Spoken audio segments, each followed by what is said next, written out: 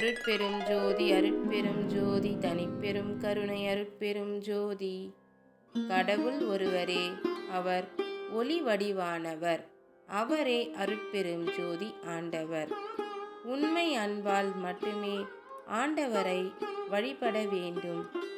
ஏழைகளின் பசியை போக்குகின்ற ஜீவகாருண்யம் என்ற அன்பான வழிபாடே கடவுளின் அருளுக்கு நாம் பாத்திரமாக ஒரே வழி.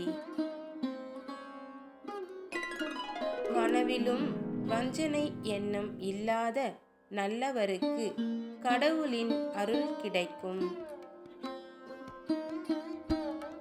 கடுகடுத்த எண்ணம் பேச்சு போன்றவற்றை அறவே கைவிடுங்கள். அனைவரிடமும் அகம் குளிர முகமலர்ச்சியுடன் பழகுங்கள்.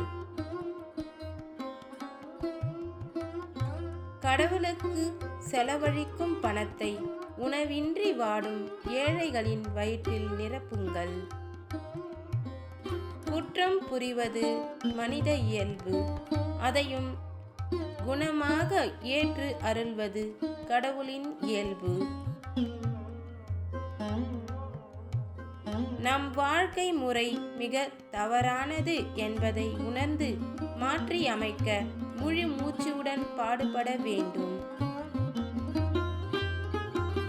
நாம் பல பிறவிகளை கடந்து மேலான மனித பிறவி எடுத்தது இறைவனின் திருவருளை பெறுவதற்காகத்தான்.